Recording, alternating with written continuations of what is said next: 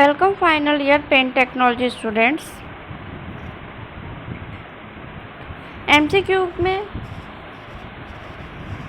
कुछ क्वेश्चंस आप कर चुके हैं, उसी सीरीज़ को आगे बढ़ाते हुए कुछ क्वेश्चंस देखते हैं। A non linear chemical system is exemplified by a या एन। एक नॉन लीनियर केमिकल सिस्टम है, इसको हम कौन से सिस्टम के द्वारा या फिर कौन से इक्विपमेंट के द्वारा शो कर सकते हैं। फर्स्ट ऑप्शन दे रखा है हमारा isothermal CSTR, second option is mixer, third option is non isothermal CSTR, fourth option is none of this, यानी कि इसमें से कुछ भी नहीं। तो इसमें आपका आंसर हो जाएगा नॉन आइसोथर्मल CSTR। जो आइसोथर्मल CSTR होता है वो हमारा लीनियर केमिकल सिस्टम को डिफाइन करेगा। मिक्सर आपका किसी भी टाइप के लीनियर केमिकल सिस्टम को क्लासिफाइड नहीं करेगा। मे भी कंटिन्यूस को कर सकता है अगर आपके 2-3 से ज़्यादा मिक्सर लगे हुए हैं, या फिर कंटिन्यूस हो सकता है, डिसकंटिन्यूस हो सकता है। इसमें आपका जो बिल्कुल सही आंसर रहेगा वो हमारा रहेगा non isothermal CSTR, non isothermal CSTR। And next question is dead zone is the. Dead zone आपका क्या होता है? डेड जोन आपका टाइम कांस्टेंट के इक्वल होता है, सेम एज ट्रांसपोर्टेशन लैग के इक्वल होता है, या फिर maximum change in the variable में मैक्सिमम चेंज किया जाए, that doesn't change the reading of the instrument. Maximum के वेरिएबल में तब तक चेंज किया जाए जब तक आपके doesn't change the reading of the instrument की रीडिंग में आपकी कोई भी चेंजमेंट ना आए, या फिर नन ऑफ दिस। तो डेड जोन में जो आपका आंसर रहेगा वो है आपका maximum change in the variable that doesn't change the reading of the instrument. ये क्वेश्चन कई बार स्टूडेंट से एग्जाम में किया जाता है कि what is dead zone. Dead zone क्या है? तो डेड जोन आपको पता होना चाहिए। Dead zone is the maximum change in the variable that doesn't change the reading of the instrument. Next question है आपका ए non linear system will have. जो आपका नॉन लीनियर सिस्टम होता है वो स्टडी स्टेट वैल्यूज कितनी रखता है? 1, more than 1,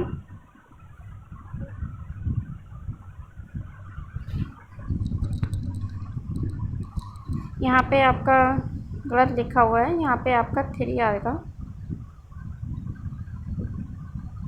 sorry less than 1 आएगा यहाँ पे।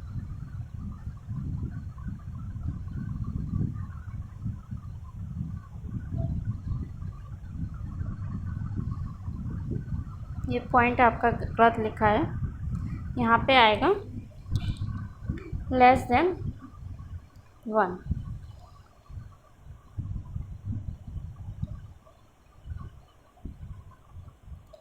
तो हाँ, हम इस क्वेश्चन को दोबारा देखते हैं। A non linear system will have steady state value. जो आपका नॉन लीनियर सिस्टम होता है उसकी स्टडी स्टेट वैल्यू हमारी क्या होती है? नॉन लीनियर सिस्टम की स्टडी स्टेट वैल्यू हमेशा मोर देन 1 होती है। तो यहाँ पे जो आपका सेकंड ऑप्शन है ये बिल्कुल राइट रहेगा, मोर देन 1। ये क्वेश्चन आपका बहुत ज़्यादा इम्पोर्टेंट है।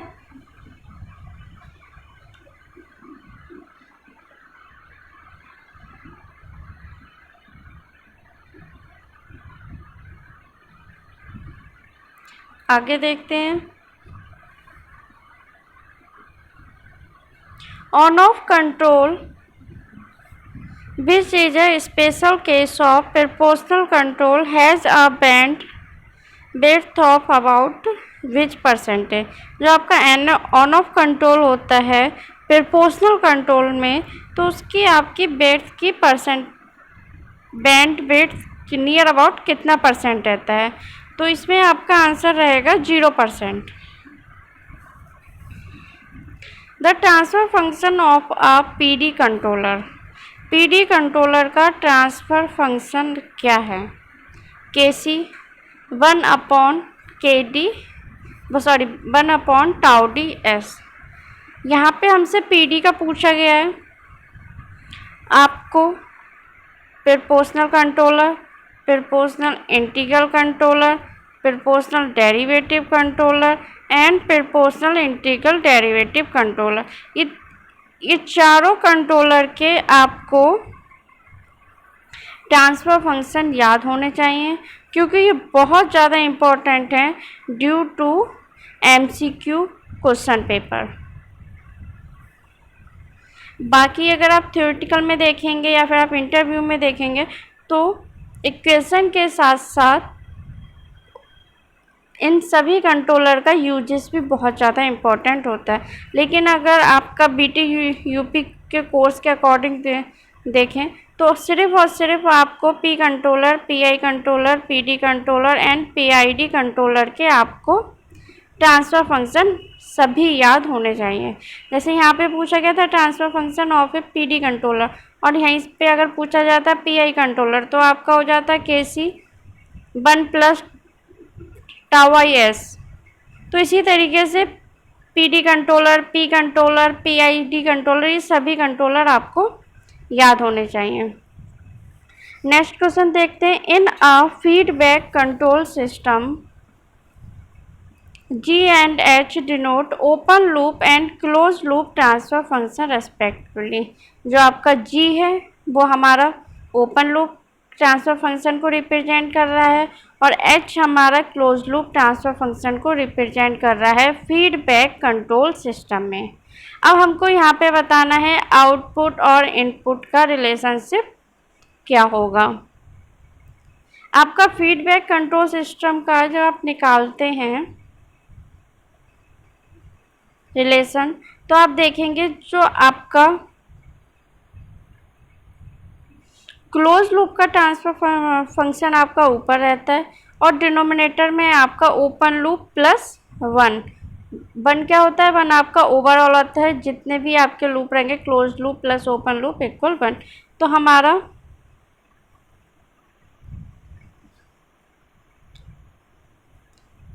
यहाँ पे जो इक्वेशन बनेगी वो बनेगी हमारी close loop transfer function upon 1 plus open loop transfer function, और यहाँ पे ओपन लूप को G से डिनोट किया है एंड क्लोज लूप को यहाँ पे S से डिनोट किया है।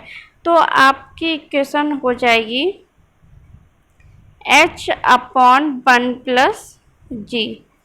ये भी आपका मोस्ट इम्पॉर्टेंट क्वेश्चन में आता है। क्लोज लूप वाले चैप्टर में लूप के आपके जितने भी न्यूमेरिकल रहते हैं उनको सॉल्व करने के लिए बहुत ज़्यादा हेल्पफुल है। नेक्स्ट हम देखते हैं nitrogen gas constant volume thermometer is suitable for measuring temperature of कितना आपका डिग्री सेल्सियस रहेगा। अभी तक हमने मरकरी थर्मामीटर पर, अगर मरकरी थर्मामीटर के अलावा नाइट्रोजन गैस फिल होगा वो भी कांस्टेंट वॉल्यूम में, तो कौन से टेम्परेचर तक मेजर करने के लिए सूटेबल रहेगा? ये हमारा रहेगा ग्रेटर देन 100 डिग्री सेल्सियस, क्योंकि सबसे बड़ी बात है ये क्या है, हमारी गैस है। तो आप इस चीज़ को थोड़ा ध्यान रखिएगा। Nitrogen gas constant volume thermometer is suitable for measuring a temperature of greater than 100 degree Celsius. अब यहीं पे नेक्स्ट क्वेश्चन में पूछ लिया गया है कि मरकरी थर्मामीटर हमारा कितने टेम्परेचर तक का टेम्परेचर मेजर करेगा। मतलब अप टू, मतलब लास्ट स्टेज इनने पूछी है कि आपकी क्या रहेगी टेम्परेचर मेजर करने की। तो हमारी रहती है मरकरी थर्मामीटर की 350 डिग्री सेल्सियस। यहाँ पे आपके दोनों क्वेश्चन एक साथ मिल गए तो आप दोनों ही क्वेश्चन का कंपेयर कर सकते हो। Nitrogen gas constant volume thermometer suitable for measuring a temperature of greater than 100 degree Celsius और mercury thermometer can be use to measure the temperature up to 350 degree Celsius. बहुत से स्टूडेंट्स ने कहा है कि उन्हें क्वेश्चंस हिंदी में चाहिए। क्वेश्चन पेपर आपका हिंदी में भी आएगा, इंग्लिश में भी आएगा। ये जो एमसीक्यू में क्वेश्चंस आते हैं ये सिर्फ और सिर्फ आपका बेसिक है, और बेसिक आप हिंदी में पढ़ें या इंग्लिश में पढ़ें, आंसर आपका डेफिनेशन से डेफिनेशन को आप एक लाइन में जो भी पढ़ेंगे हिंदी में इंग्लिश में वो आपकी सिंपल लैंग्वेज में दे रखी होती। तो यहाँ पे हिंदी और इंग्लिश का कोई इशू नहीं होना चाहिए। और फिर भी आपको लगता है तो क्वेश्चन पेपर आपका हिंदी में और इंग्लिश में आएगा। क्वेश्चंस यहाँ इंग्लिश में लिखे हैं लेकिन हमने समझाए हिंदी में, तो आपको इनका मीनिंग बहुत अच्छे से समझ में आ रहा होगा। अगर फिर भी किसी क्वेश्चन में कोई प्रॉब्लम होती है कमेंट सेक्शन में लिखिए, और आप अपने क्लास ग्रुप में क्वेश्चन डालिए, वहाँ आपको आंसर दिया जाएगा। एमसीक्यू सिर्फ और सिर्फ एमसीक्यू पे ध्यान मत दीजिए, आपके जितने बेसिक क्वेश्चंस बन सकते हैं नोट्स में से, बुक में से आप कुछ मत कीजिए। आप बुक उठाइए या फिर आपने अपने नोट्स बनाए हैं वो आप नोट्स उठाइए। आपका लास्ट टाइम है एग्ज़ाम प्रिपरेशन का। सिर्फ और सिर्फ आप ऊपर हेडिंग देखिए कि कौन सा हेडिंग है, इसमें मेन यूज़ क्या है, एप्लीकेशंस क्या हैं, देन हम उसके डेरिवेशन का आप जैसे मरकरी थर्मामीटर है फर्स्ट ऑर्डर सिस्टम का, उसका आप ट्रांसफ़र फंक्शन देखिए। मरकरी थर्मामीटर जैसे यहाँ पे दे रखा है कितने टेम्परेचर तक का यूज़ हो जाता है। मरकरी नहीं होगा, मरकरी की जगह आप और भी कुछ फिल कर रहे हो, जैसे अल्कोहल के भी कुछ क्वेश्चंस कराए थे हमने, अब आज नाइट्रोजन गैस का आया है। तो इस तरीके से आपको क्वेश्चंस पढ़ने हैं। बाकी इस चैनल को आप सब्सक्राइब कर लीजिए। अपने केमिकल इंजीनियरिंग गरिमा पाल केमिकल इंजीनियरिंग चैनल को आप सब्सक्राइब कीजिए।